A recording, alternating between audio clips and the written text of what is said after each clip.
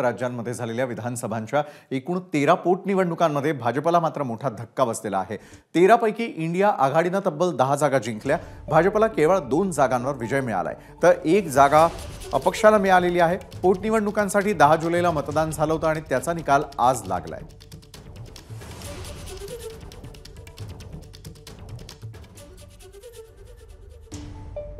तर विधानसभा पोटनिवडणुकीमध्ये कोणत्या पक्षाला किती जागा मिळाल्या त्यावर एक नजर। काँग्रेसला 4, तृणमूलला 4, भाजपला 2, द्रमुक 1, आप 1 आणि अपक्ष 1।